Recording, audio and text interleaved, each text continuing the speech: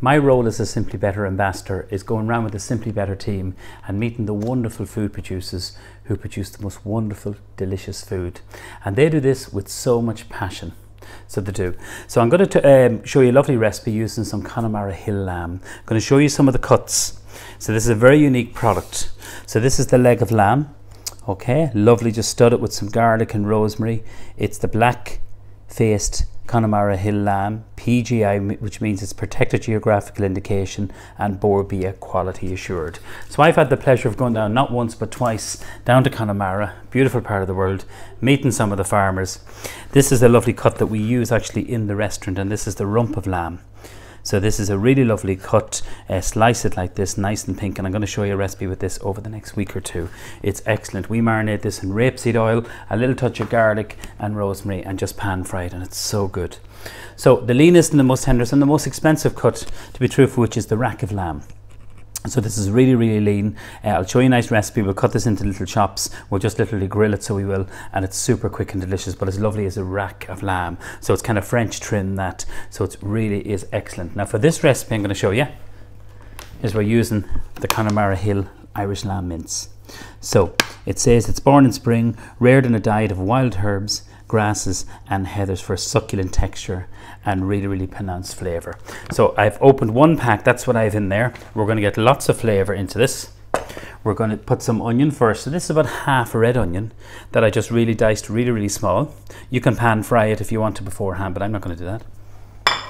Into this then we're going to put this beautiful spice. So this is quite punchy, lovely bit of flavour in this, and this is the Harissa Spice, and it's produced by Oko. So if you watched any of my videos, it's all organic, they're based in Athlone, they're excellent, they really are. They do wonderful mild curry powder, they do Cajun spice, they do lots of lovely kind of dried herbs too. So I'm going to put in roughly a teaspoonful of this, goes in there. So that's going to give a lovely bit of a kick.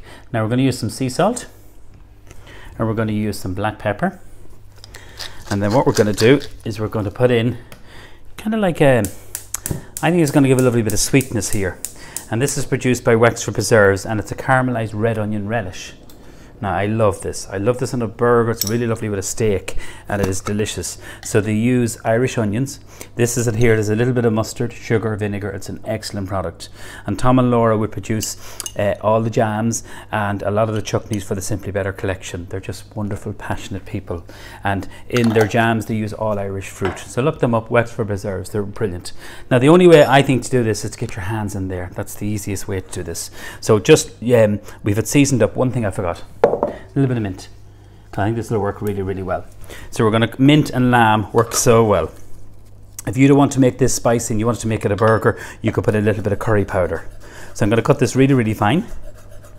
The griddle pan is on, probably a little bit too high because I'm not ready for it yet.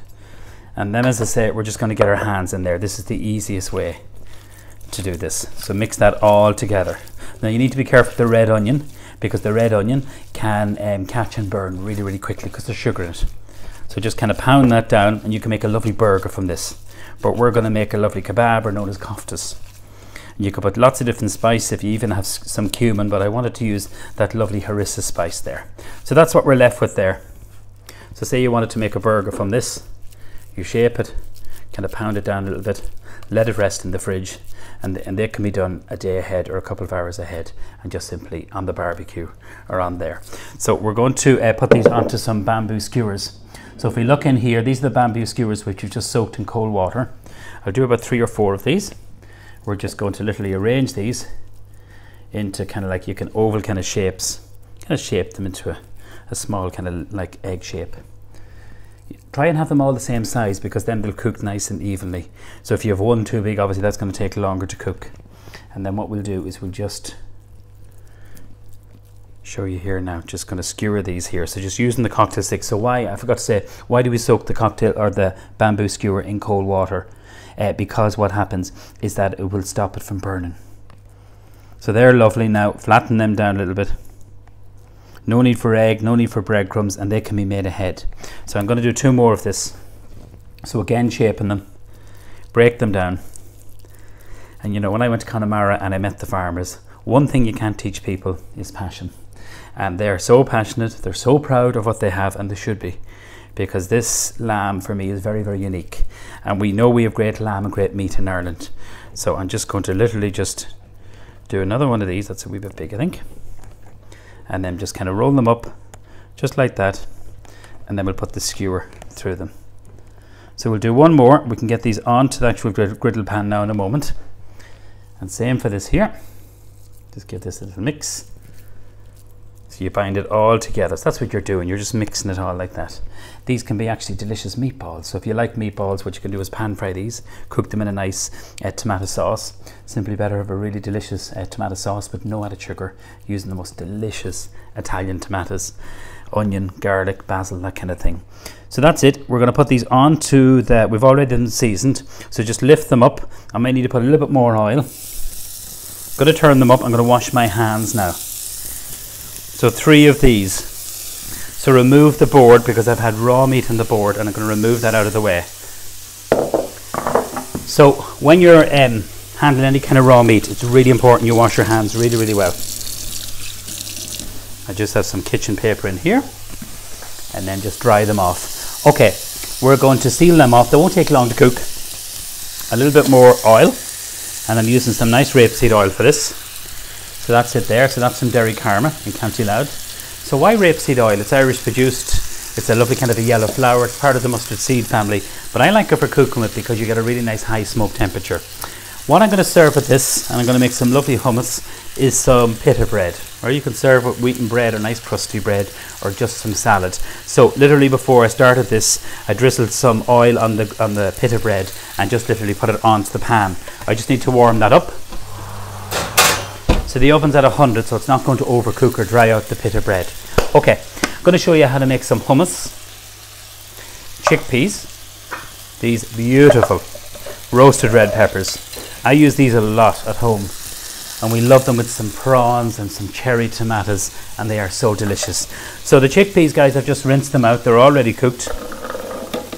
Makes life easy. We're going to put in a tiny little bit of smoked paprika. That's it out there. So that goes in there. Or you could use the harissa, but the lovely smoked paprika is delicious. So we make this in the restaurant, and what we do is we serve this hummus with some kind of like little cheese straws. 2 cloves of garlic.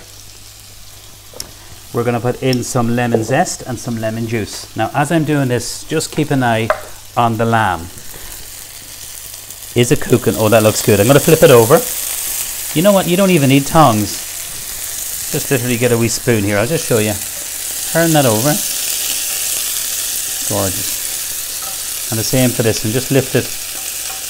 Gorgeous. Don't they look lovely? I love when it caramelizes like that. So I've turned down the griddle pan. If you keep it high up, it'll be beautiful and golden brown on the outside and raw in the center. Okay, back onto our hummus. We're going to use some roasted red pepper. So these are grilled over naked flames over a char grill. So I'm going to put in one of these in here. 2 cloves of garlic. A little bit of this extra virgin olive oil because there's so much flavour in that. Don't waste it. You know I'm from Cavan, we don't like waste. A little bit of lemon zest, and then some lemon juice. And then an ingredient that either you love or hate. It's called tahini paste. And it is made from just grounding down some roasted sesame seeds. I'll show you that in a moment. So just a little squeeze of lemon juice. So people think like hummus is very difficult to make. It's not, but you need to get flavour in there. It can be really, really bland. And I'm going to put in a tiny little bit of the Simply Better sea salt. And again, the logo, the PGI, Protected Geographical Indication. That's a very, very unique food kind of recognition, you know, for quality and for where it's made. A little bit of black pepper. And into this, we're going to put in a little bit of parsley and a touch of mint. So that's what we have here. Now, this is the tahini paste, which I want to show you. So if you look into the jar, there's a layer of oil there. So just go underneath that, and you need about a spoonful of that or thereabouts. So it keeps really well. It'll keep for about 3 months when it's open. You can keep it in the fridge, but because there's a layer of oil, it's absolutely fine. So this is a tahini paste. Now, we're going to blend this. You may need a little bit of water. We'll just have a look at this when we blend it. There's the lid. I couldn't find it. Put in herbs, yeah, mint and a little bit of flat leaf parsley, and then turn this up. You let the food processor do all the work. we need to scrape it down. That to me looks a little bit dry, so I'm going to put in some olive oil. But I love the colour, and it's the red pepper that gives it that. So let's have a little look just over here. They're beginning to cook up beautifully. Turn them over. See the way they caramelise and they catch? And that definitely is the red onion. How do you know when they're cooked? When they're firm to the touch, they're cooked. So I'm going to put in a good drizzle of some extra virgin olive oil and a little drop of water. I just have some water over here. Just a spoonful or two. That's all. And that just loosens it up. Turn this on. And let the food processor do all the work. Now, so depending on the consistency that you want, I like a little bit of texture. So I do. So if you look at that there's a nice little bit of texture from the chickpeas and also the roasted red pepper. If you're not a fan of peppers, you can put sun-dried tomatoes. Going to switch them off, then we're going to serve up. Okay, that's fine. Switched off there. I'll just show you how you check when they're cooked. Touch them and they feel firm to the touch. And that beautiful caramelization there. I've just used my griddle pan for this. I'm going to get out my pita breads and then we serve up. So the pita breads isn't essential. I think it works really well. We will just get this one here. Cut it at an angle and just arrange it on the plate. Then for our spoon we serve the hummus on the side so people can help themselves. I never mentioned that this hummus, when you make it, will keep for about a week in an airtight container, or what I would do is a Kindler jar. So I'll just move that out of the way. And then our beautiful Connemara hill lamb koftas, or you can call them kebabs. Beautiful. The smell of that is gorgeous. And then the last thing, it's as easy as this. A little bit of salad, a lovely rocket. I'm a big fan of rocket. Just arrange that on top with some lovely oak leaves. You know, when you're keeping salads, I know I've said this many times, but tissue paper over your salads and just dress at the last minute. And then we'll finish this just with a tiny little bit of some olive oil. And that's it. It's so delicious. This recipe is great if you're having a barbecue. You can make them ahead, these lovely little kebabs, and they'll keep in the fridge. Just cover them in cling film so that they keep nice and moist, and just literally pan fry them or grill them. So that's my Connemara Hill mountain lamb koftas with the lovely roasted red pepper and hummus, chickpea hummus. So get lots of flavour into that. And I hope you try this very, very unique product, because for me it's all about the food producers, and certainly Simply Better on Connemara Hill, they're a match made in heaven. So enjoy it, happy cooking, and thanks a million.